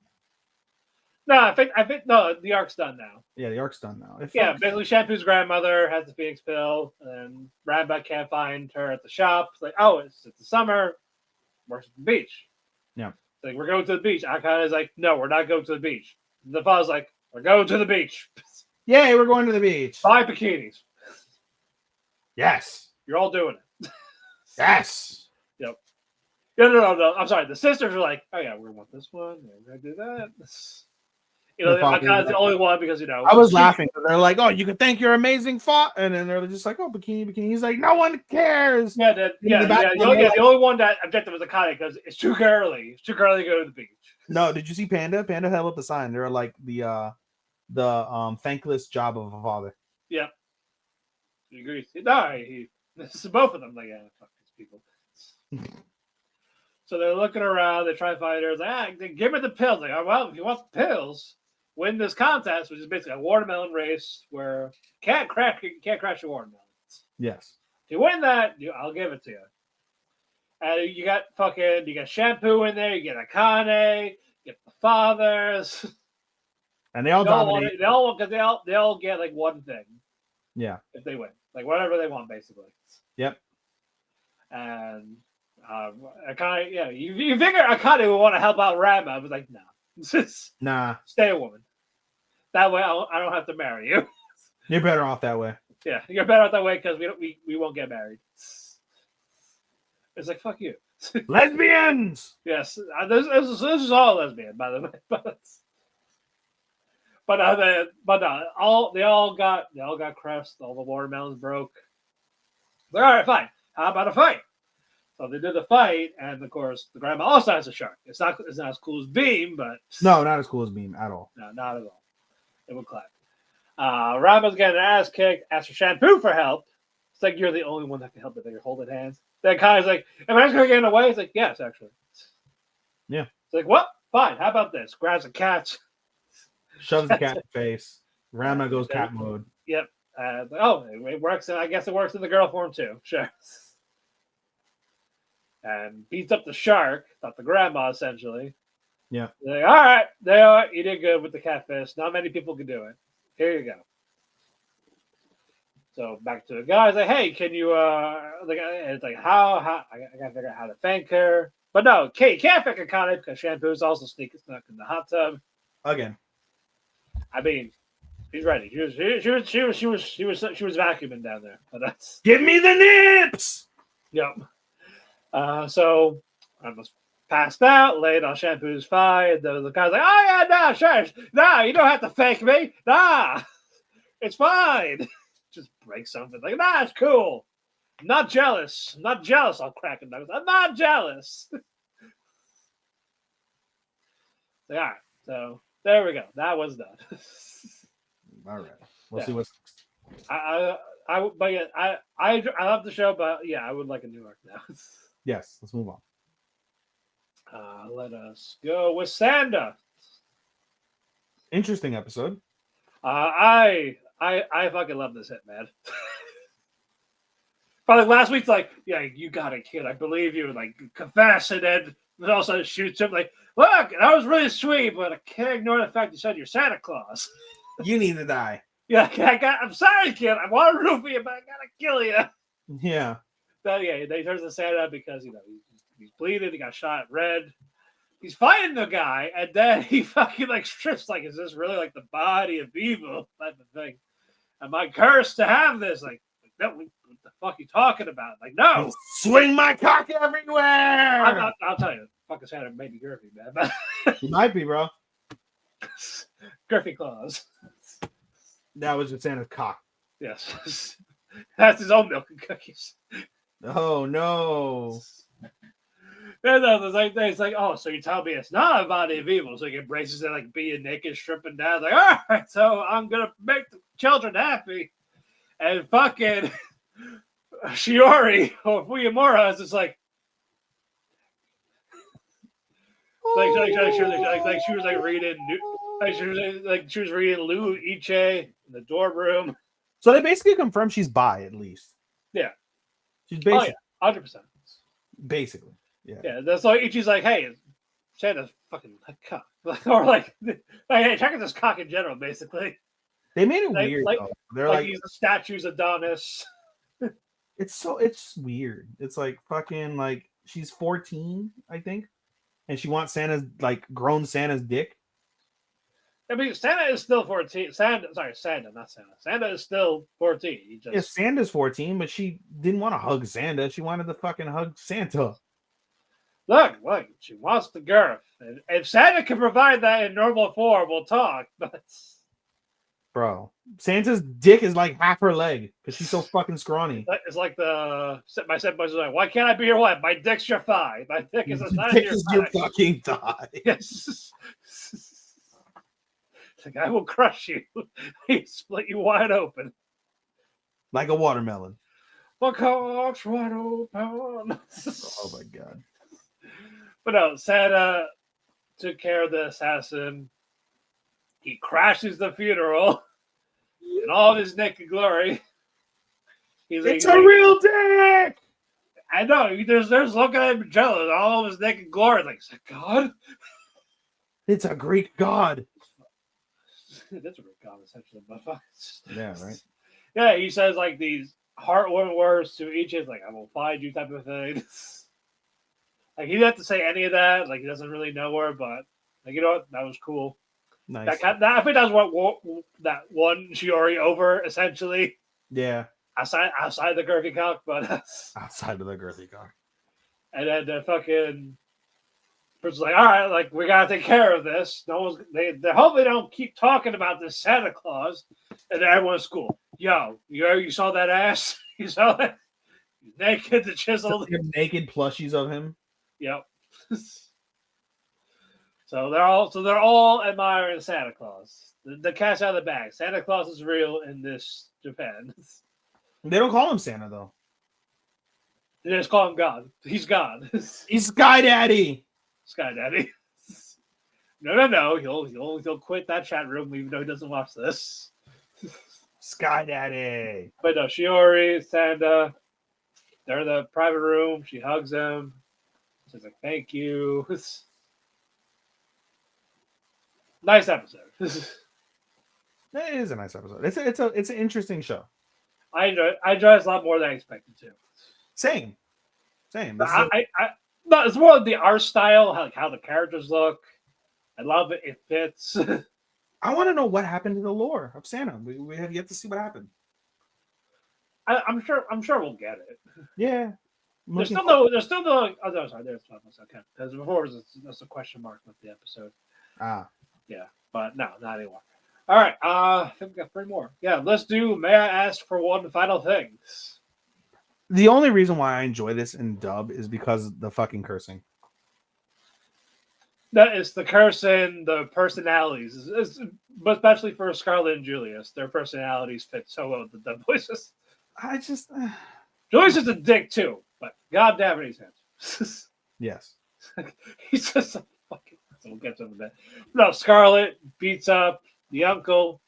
He's out of commission, done. Right.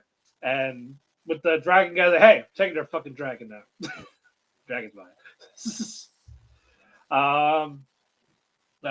Julius takes the bullet for Scarlet. But he's all right. Okay, and then fucking Scarlet's like getting ready for his field. Like, oh, I can't believe he died. I will never forget him. Like, I'm not dead. Fuck. It's like, oh, I'm sorry. You gotta stick with me a little longer. Son of a bitch. All right. And religion plays a factor in the show, and they have religion for this pink hair bitch. Yes, they do. And it's one of the second highest, fastest growing religion in this country. No, it's the official religion. It's like that's why I said it's like the second, close to like their main one, but it's like right up there. Like they consider it a main religion aside. Yeah, they consider it. It's like the fastest growing religion, and they made it the fucking official religion. At one of them, but yeah, one of the 2. Yeah. And whatever that the other kingdom has, whatever it is, I forgot the name of it, or didn't say the name. But anywho, yeah, but Miss Hopkins here, she goes to the Uncle Cell. And basically, cyanide. You're gonna take the cyanide. Okay. Yeah, because she's like Makaba, but not hot or dominated. She's got like love potion type vibe. Like she like gives them like sniff my pheromones. Oh, I want to come on myself. Whatever you want. Pretty much. Oh yeah, Julius is recovered. Scarlet recovered. Now they're trying to figure out what the next plan of action is. But Julius is like, hey. Scarlet, we're gonna go for a walk. I don't wanna. Well, like, it's kind of important. You know, your uncle died in jail. That is important. Yeah. Like, but there's another reason why you're here. Like, you know how my family came together. He loved this woman. The sight of her, she rejected him until he made a gift like flowers. He made a crown of roses. Yes. And put it on her head. Talk about, like this what I'm feeling, like this love, like my plaything. And she's like, what? What? Repeat that? Oh, it's like, I enjoy you around the plaything. Oh, you thought I bet like love you. Like, oh no. Sorry. I'm sorry, I don't have so. You silly goose. It's like, oh, can I ask for one final thing? Yeah, of course. Can I beat the shit out of the prince in front of me? No. Well, we didn't get an answer because that's where it ended. It's fun. It's a fun show. I love it. It's fun. It's another one that and Sanda are like 2 of the surprises so far. Oh yeah, 100%. Like if you told me these are gonna be like potentially top shows for a season, I would call you crazy. I wouldn't have not thought that. No, I wouldn't either. Like, I'm pretty sure they'd be fine. Like, like 3.5s, but like, like hell higher than that for me. Yeah, they're good. Like, they're fucking good for the hell right. I'd give both of them a 4 right now if it ended today. Yeah. Next up, our co-main, My Hero Academia. Epic. Bakugo, this whole season's been epic. Bakugo is shining. He is the king. But this is all for one's basically backstory. We're finally getting that. Greedy as a child to the point where he got more of the nutrients in the mother's womb more than unlike his brother. His brother was a preemie, basically. Yeah, and basically the mother died basically in childbirth in an alley, but they're And still he stole her quirk yeah, and still suckling on her teeth even though she's dead. and bleeding, sucking Yeah. on it so hard she's bleeding. He's been selfish. He's been selfish in the fucking womb. Crazy. Yeah, and he's been killing. He's been taking quirks as a kid. Basically, has his brother held captive in like a treehouse or whatever. Yeah. All while reading comic books. And this is all around the time, by the way, of like when quirks were first like came out. Yeah, they're like weird, odd. They like their own subgroup type of thing. Like, hey, we got to get rid of the type of ordeals. Yeah. And like the guy admires the heroes, but the fucking All For Ones is like, oh, well, I killed this, and that. Like, oh, what's that? Like, I just like your books, but I'm not a hero. Who gives a fuck about them? Yeah. And we get to like when they're older. Then we get like the actual the where like the first one for all essentially, even though it wasn't the brother. Yeah. No, it was the brother. He put the one for all. But he didn't. Yeah, but he never used it. Never used it. No. He just transferred it to him. So that's technically that guy is technically the first essentially. Well, no, First one Yoichi still recognizes the first, and then the other guy is considered the second because when basically All For One was like, "You're running away from me. Don't run away from me. Oh, you want to run away from me? All right, I'm just gonna fucking disintegrate you." Yeah. And then the blood splatter fucking was the transfer of the one for all. Yeah. And like, which we find out was supposed to imagine if it was like fully developed. They said it was not fully developed because of the lack of nutrients that All For One. He was also another premature. Yeah. So it was like, well, shit, I should have waited. Basically.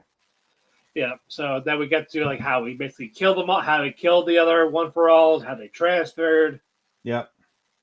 Now we get to the current time. Bakugo is still fucking kicking ass. Yep.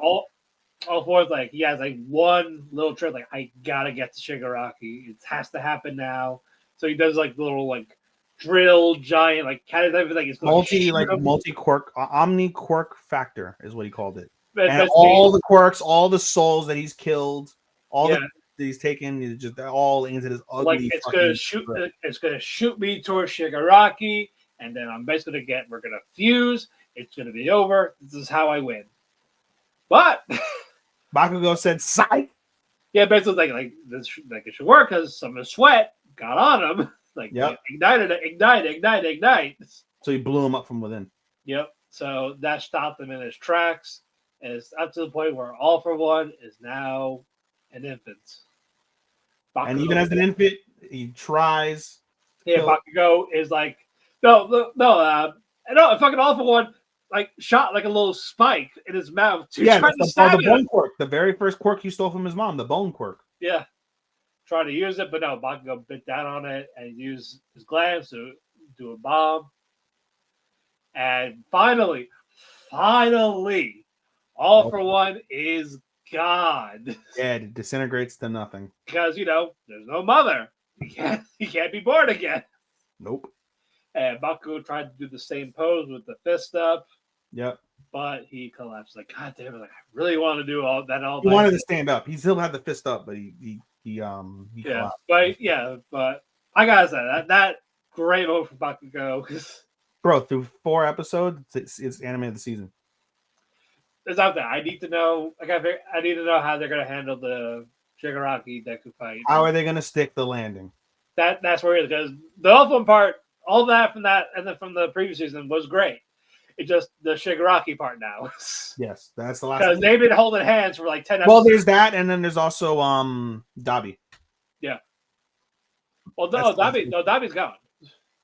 No, they have Ingenium and Shoto going after Dabi because Dabi's going to self-destruct. That happened already. Did it? Yeah.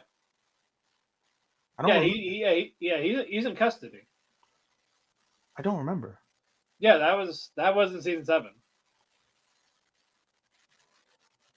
I don't remember. Yeah. No, didn't he break out of custody and then he fucking was?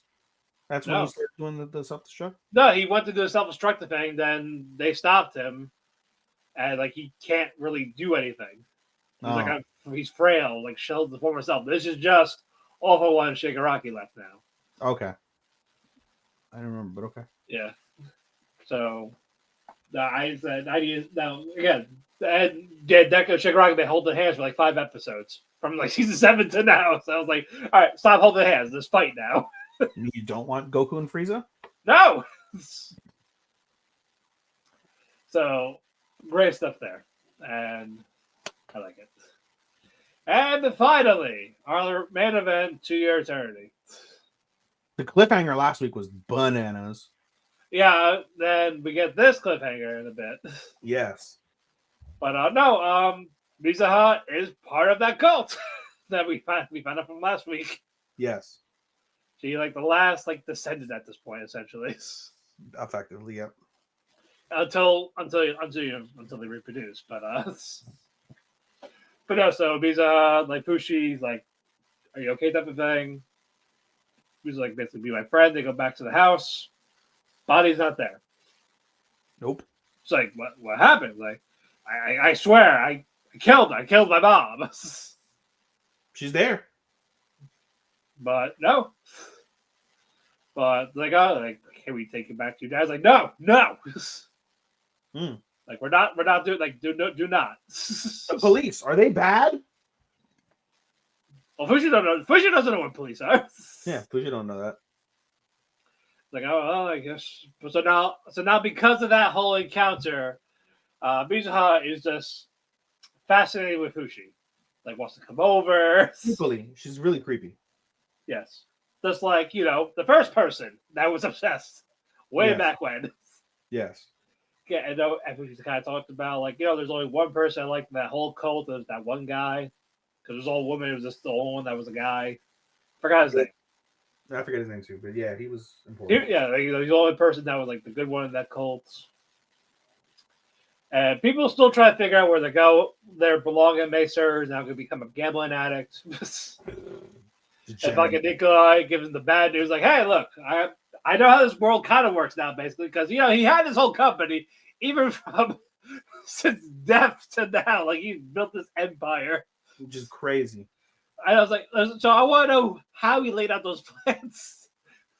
So is that Bonchet? He's sure in everything. He's just Speedwagon. Bon is the GOAT. He is. Bon is Speedwagon. You say that? That's really fucking true. Essentially, yeah, he always trusts Bonchet. Even in death, like when he died, like that second time in season 2. But no, he explains like how things work with school, getting jobs. If you get for jobs, you gotta pay taxes. You don't gotta worry about the money part because you're fucking wealthy, but you still gotta blend in. So school for people. Yes. March, elementary school. Tonari, junior high. Gugu, Fushi, high school. Fuck is Gugu gonna go to school when he has a fucking T-Rex head on his fucking head? Just don't worry about it. They'll say he's a cosplayer. Watch, they'll say he's a cosplayer. It's against the rules. Oh, fuck them. Fuck the rules. And yeah, the other people, like the actual adult-looking people, they gotta get work. But what did they see? What does Bonchet see at the end, even? I don't remember. The mother, the ghost. Oh yes, that's right. Yeah. This one, yeah, because they bring over Mizuha. Mizuha's having dinner with them, and then she's like, "What the hell is going on?" They're like, "Oh, we're just listening to her, and it's her spirit." Yeah. Which is interesting because this whole time Mizuha goes back to the house. Mom's there. Her mom has changed. No longer going to pressure her to do like anything, like no activities. She's not taking selfies and pictures of everything because she's conceited. Like nothing. She's just a brand new woman. And Mizuha's like weirded out at first, but then gets used to it. And then now we see the spirit of the mom that did actually seem she really did get fucking killed. Yeah. Yeah, which well, they can make sense obviously that why doesn't Fushi make a body, but he never met her, so. And he never made the body. I was saying because he never interacted with her because she died before he can get there. Yeah. Yeah. but no, I like that. Like I said, was season 2 like that same slow burn? It's like that again, but future. But I'm curious what is it? Like, is it the Knockers going to come back, or is it going to be something different? Because you know they're coming, whatever it is. I think it's something different, or it could be an evolution of Knockers. Like it's got to be. Like, there's no way they're like extinct just like that. No, they've been extinct for now for like over 2,000 years. So, Was it 2,000 years? I thought it was like a couple hundred. I don't know. It could be several hundred. I'm not sure. But either way, we're gonna hopefully I know we'll get our antagonist soon, but it's just fun seeing them like try to figure out these modern times. And I told this for Chris, like Fushi wins. He's got infinite boba. He can just make boba whatever now. Fushi won the game of life. Yeah, he did. He can just make it. Like God damn it! Now like you tell me I don't have to pay for it. Just make it. What's a lighter? What's fucking gasoline type shit? He got fucking truck cooned in the first episode. He did get truck cooned and came back to fucking life, bro. Yeah, I was like, no, he's like body contorted, like bones broken. He's like, wow, that was cool. You should go to the hospital. No, I'm fine. Can I post your picture on the internet? Yeah, take me to this place. Okay. Yeah. I was loving all that. It's just fun to see them so excited. Nothing happened to that though. Like you would think, like, oh, kid gets fucking truck coon coming back to life. No, well, then it's like, hey, can I post this? Now I'm gonna see them trying to figure out how a fucking smartphone works and all that. I feel for the grandpa too. It's just like I can't keep housing these people. Yeah, we'll make your house bigger. It's like, well, and the parents of the kid are cool with it. It's like, but they're like, but it's my house. We just added like a whole separate wing to the house. Oh, just let our son have friends. We need a place for Bear Coon. Yes. Yeah, like why is he left out? Bro. He needs a house, damn it. He needs his own fucking puppy house. The bear house. But closing thoughts. It's good to be back. This season's been interesting, but I've been having fun with it. Yeah. No, it's been a fun season. I had fun episodes, fun movie. With that, the cafe is closed. Follow us next week. We're going to be talking about Twisted Wonderland, more anime goodness. Follow us on Facebook, Twitter, Instagram, Threads. Listen to us on audio platforms, whether it's Spotify, Apple Music. Give us that 5-star rating. It does help us out. Or just be honest and give us like a 4 or 3. Either way, a rating does help us out, regardless of how you feel. No, 5-star rating. The 5 would be appreciated, but 5. We're not Meltzer. 4 is not the same as 5. Yeah, no. Like we'll take it, but don't lie. Just don't lie. Just don't say it's just as good. No. But no. If you're watching the video replay, then whether it's on YouTube, Twitter, not Twitter, fuck Twitter, Twitch, on the Facebook. Thank you all so much there. We want to thank Dirt Radio, WTM Network for hosting us on their platforms, the video with the YouTube, the Facebook pages, Twitters. Follow them there as well. Follow me on Twitter, DamonPhoenix12. Follow me on Instagram, House Husband Cosplay. Follow Evan's Instagram, AnimeDaisuke24, or Twitter, Showstopper24. Thank you, Sean, who is our editor. Guys, having fun. Happy Halloween. Get that spooky season going. So I had a Halloween episode about a month ago where we break down horror movies that we were watching the whole month. Congrats on being consistent, by the way. You've been really consistent with your posts and stuff. Yeah. I got to the point like either if I do miss a night, which I'm going to do that, I will watch it at work. Like what I'm going to watch, then I'm going to post about it type of things. Yeah. So yeah, no, it's been fun to watch all these.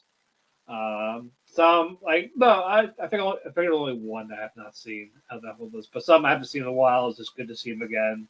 They still hold up, or you appreciate it a second time or a third time type of thing, like I did with the Lighthouse. Can't wait for that. I'm gonna figure out what I'm gonna have put out for the night. But until then, happy Halloween. We'll see you next week. Always to me and good nights. Sayonara, minasan. Bye bye.